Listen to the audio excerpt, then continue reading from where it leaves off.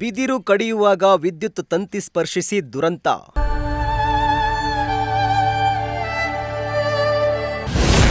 ಕತ್ತರಿಸಿದ ಬಿದಿರು ವಿದ್ಯುತ್ ತಂತಿಗೆ ತಗುಲಿ ಬಾಲಕ ಸಾವು.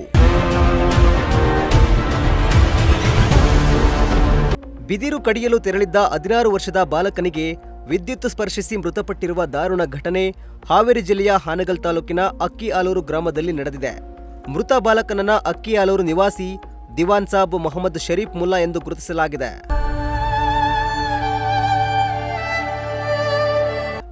ಕೂಲಿ ಕೆಲಸ ಮಾಡಿಕೊಂಡು ಕುಟುಂಬಕ್ಕೆ ಆಸರಿಯಾಗಿದ್ದ ಬಾಲಕ ಅಕ್ಕಿಆಲೂರು ಗ್ರಾಮದ ಅಯ್ಯನಕಟ್ಟೆ ಕೇರಿ ಬಳಿಯ ಹೊಂಡದ ಮೇಲೆ ಬಿದಿರು ಕಡಿಯುತ್ತಿದ್ದ ವೇಳೆ ಈ ದುರ್ಘಟನೆ ಸಂಭವಿಸಿದೆ. ಮೇಲ್ಭಾಗದಲ್ಲಿ ಹಾದು ಹೋಗಿದ್ದ ವಿದ್ಯುತ್ ತಂತಿಯನ್ನ ಗಮನಿಸದೆ ಬಾಲಕ ಕೊಡಲಿಯಿಂದ ಬಿದಿರು ಕಡಿಯುತ್ತಿದ್ದ ವೇಳೆ ಕತ್ತರಿಸಿದ ಬಿದಿರು ವಿದ್ಯುತ್ ತಂತಿಗೆ ತಗುಲಿದ್ದು ಕ್ಷಣಾರ್ಧದಲ್ಲೇ ವಿದ್ಯುತ್ ಪ್ರವಹಿಸಿ ಬಾಲಕ ಸ್ಥಳದಲ್ಲೇ ಮೃತಪಟ್ಟಿದ್ದಾನೆ.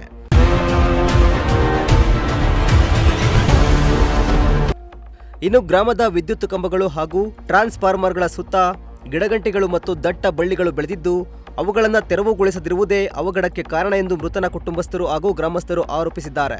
ವಿದ್ಯುತ್ ಕಂಬಗಳ ಸುತ್ತ ಬೆಳೆದಿರುವ ಗಿಡಗಂಟಿ ತೆರವುಗೊಳಿಸುವಂತೆ ಹಲವು ಬಾರಿ ಹೆಸ್ಕಾಂ ಅಧಿಕಾರಿಗಳಿಗೆ ಮನವಿ ಮಾಡಿದ್ರೂ ಕೂಡ ಯಾವುದೇ ಕ್ರಮ ಕೈಗೊಂಡಿಲ್ಲ ಎಂದು ಆಕ್ರೋಶ ವ್ಯಕ್ತಪಡಿಸಿದ್ದಾರೆ. ನಿನ್ನೆ ಒಂದು ಕರೆಂಟ್ ಶಾರ್ಟ್ ಹೊಡೆದು ಇಲ್ಲಿ ಒಂದು ಹುಡುಗ ಅನಾವಶ್ಯಕ ಸಾವು ಆಗಿದೆ. ಅದರ ಕಾರಣ ಇದೆಲ್ಲ KBದವ್ರಿಗೆ ನಾವು ಮನವಿ ನಿರ್ಲಕ್ಷ್ಯ ಕಾರಣ ಇದು. KBದವ್ರಿಗೆ ನಾವು ಮನವಿ ಮಾಡ್ತೀವಿ, ಎಲ್ಲೆಲ್ಲಿ ಊರಾಗ ಗಿಡಗಳು ಎಲ್ಲೇ ಅದಾವು ಅವೆಲ್ಲ ಕ್ಲೀನ್ ಮಾಡಬೇಕು. ಇದು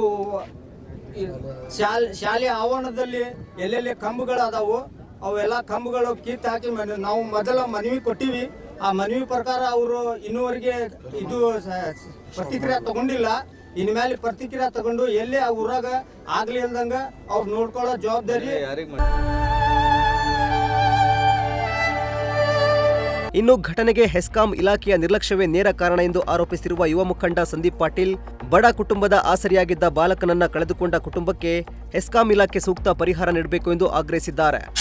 ನಮ್ಮ ಭಾರತ ದೇಶದ ಕಾನೂನಿನ ಪ್ರಕಾರ ಎಲ್ಲೆಲ್ಲಿ ಹೈ ಟೆನ್ಷನ್ ವೈರ್ ಹೋಗಿರುತ್ತೋ, ಹೈ ಟೆನ್ಷನ್ ಲೈನ್ ಹೋಗಿರುತ್ತೋ ಅದರ ಸಂಪೂರ್ಣ ಜವಾಬ್ದಾರಿ ಆ ಲೈಸೆನ್ಸಿದಿರುತ್ತೆ. ಲೈಸೆನ್ಸಿ ಅಂದರೆ ಹೆಸ್ಕಾಂವ್ರದ್ದು. ಇಲ್ಲಿ ಹೆಸ್ಕಾಂ ಅವ್ರದ್ದೇ ಜವಾಬ್ದಾರಿ ಇರುತ್ತೆ.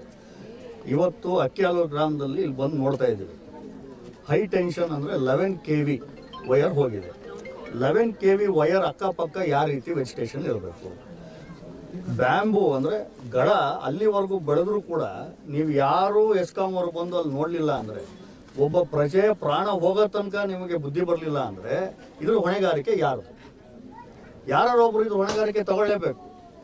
ಒಬ್ಬ ಭಾರತ ಪ್ರಜೆಯ ಹಾಗೂ 17 ವರ್ಷದ ಯುವಕ, ಅವನ ಮೇಲೆ ಇಡೀ ಮನೆ ನಡೀತಾ ಇರುತ್ತೆ. ಅವನು ಇವತ್ತು ತೀರ್ಕೊಂಡ ಅಂದರೆ ಇದ್ರ ಜವಾಬ್ದಾರಿ ಯಾರು? ಸರ್ಕಾರ ಹೊತ್ಕೊಳ್ಳುತ್ತೋ ಅಥವಾ ನಮ್ಮ ನಾಗರಿಕ ವ್ಯವಸ್ಥೆಯಲ್ಲಿ ನಮ್ಮ ನಾಗರಿಕರಿಗೆ ಪ್ರಾಣಕ್ಕೆ ಬೆಲೆನೇ ಇಲ್ವೋ? ಈ ಪ್ರಶ್ನೆಗಳನ್ನು ಈ ಮುನ್ನ ತೀರ್ಕೊಂಡರ ದಿನದಿಂದ ನಾವೆಲ್ಲರೂ ಕೇಳಬೇಕಾಗಿದೆ. ಇದು ಯಾರ ಮೇಲೂ ದೂಷಣೆ ಮಾಡೋಂಥದ್ದಲ್ಲ, ಇದು ಹೊಣೆಗಾರಿಕೆ, ಜವಾಬ್ದಾರಿ ಮಾಡ್ಕೊಳ್ಳೋಂಥದ್ದು. ವೈರ್ ಹೋಗಿದೆ, ಡ್ಯಾಮ್ ಕಟ್ತಿದ್ದೀರಾ, ಲೈನ್ ಎಳಿತಾ ಇದ್ದೀರಾ ಅಥವಾ ರೋಡ್ ಮಾಡ್ತಿದ್ದೀರಾ ಅಂದರೆ ಒಬ್ಬರು ಜವಾಬ್ದಾರಿ ತಗೋಬೇಕಾದ್ರೆ ಜವಾಬ್ದಾರಿತ ರೀತಿಯಲ್ಲಿ ಅದನ್ನು ಅನುಷ್ಠಾನಗೊಳಿಸ್ಬೇಕು. ಇವತ್ತು ನಾವು ಕೇಳ್ತಾ ಇರೋದು ಒಂದು, ಇವತ್ತಾಗಿರುವ ಈ ಘಟನೆಗೆ ಒಬ್ಬರು ಜವಾಬ್ದಾರಿ ತಗೊಂಡು ಹೆಸ್ಕಾಂ ಅವರು ಈ ಬಡ ಪರಿವಾರ ಆ ಪರಿವಾರಕ್ಕೆ ಒಂದು ಸೂಕ್ತವಾದ ಕಾಂಪನ್ಸೇಷನ್ ಅನ್ನು ನಿರ್ಧಾರ ಮಾಡಬೇಕು. ಇದು ಮೊದಲನೇದು. ಎರಡನೇದು, ಮುಂದೆ ಇದು ರೀತಿ ಆಗದೇ ರೀತಿಯಲ್ಲಿ ಅಲ್ಲಿ ಹೈ ಟೆನ್ಷನ್ ವೈರ್ ಕೆಳಗಡೆನೆ ಕಾಲ್ದಾರಿ ಇದೆ, ಅಕ್ಕಪಕ್ಕ ನೀರಿದೆ. ಈ ಥರ ಮುಂದೆ ಘಟನೆ ಆಗಬಾರ್ದು ಅಂದರೆ ಅದಕ್ಕೆ ಯಾವ ರೀತಿ ಸೂಕ್ತವಾದ ಕ್ರಮ ತಗೊಂತೀರಾ ಅಂತ ಹೆಸ್ಕಾಂ ಅವ್ರ ಮೇಲೆ ನಾವು ನೇರವಾಗಿ ಪ್ರಶ್ನೆ ಕೇಳ್ತಾ ಇದ್ದೀವಿ. ಆದಷ್ಟು ಶೀಘ್ರದಲ್ಲಿ ಇದನ್ನು ಒಂದು ಪರಿಹಾರ ಸ್ವರೂಪವನ್ನು ನೀವು ಕೊಡಬೇಕಾಗಿ ನಮ್ಮ ವಿನಂತಿ. ನೀವು ಹೇಳೋ ಪ್ರಕಾರ ಹೆಸ್ಕಾಂ ನಿರ್ಲಕ್ಷ್ಯ ಅಂತ ಹೇಳ್ತಾ ಇದ್ದಾರೆ. ಹೆಸ್ಕಾಂ ಅವ್ರದ್ದು ನೇರವಾಗಿ ನೋಡಿದ್ರೆ ಒಂದು ಸತಿ ಅಲ್ಲ, ಭಾಳ ಸತಿ ಇದನ್ನು ಅವ್ರ ನೋಟಿಸಿಗೆ ತಂದಾಗಿದೆ. ಅದು ಅಂತ ಅವ್ರ ಫೋಟೋ ತಗೊಂಡು 3-4 ಸತಿ ಇದನ್ನ ಅವ್ರ ಗಮನಕ್ಕೆ ತಂದರೂ ಕೂಡ ಯಾರೂ ಹೆಸ್ಕಾಂ ಅವ್ರು ಮಾಡಲಿಲ್ಲ ಅಂದರೆ 100ಕ್ಕೆ 100 ಇದು ಹೆಸ್ಕಾಂ ಅವರ ಬೇಜವಾಬ್ದಾರಿ. ಸದ್ಯ ಈ ಸಂಬಂಧ ಹಾನಗಲ್ ಪೊಲೀಸ್ ಠಾಣೆಯಲ್ಲಿ ಪ್ರಕರಣ ದಾಖಲಾಗಿದ್ದು ಪೊಲೀಸರು ತನಿಖೆ ಮುಂದುವರಿಸಿದ್ದಾರೆ. ಇನ್ನಾದರೂ ಸಂಬಂಧಪಟ್ಟ ಇಲಾಖೆ ಎಚ್ಚೆತ್ತುಕೊಂಡು ವಿದ್ಯುತ್ ಕಂಬಗಳ ಸುತ್ತಲಿನ ಗಿಡಗಂಟಿ ತೆರವುಗೊಳಿಸಿ ಇಂತಹ ಅವಘಡಗಳು ಮರುಕಳಿಸದಂತೆ ಕ್ರಮ ಕೈಗೊಳ್ಳಬೇಕಿದೆ. ಲೋಕೇಶ್ ಸುಣ್ಗಾರ್, ಪ್ರಜಾಶಕ್ತಿ ಟಿವಿ, ಹಾವೇರಿ.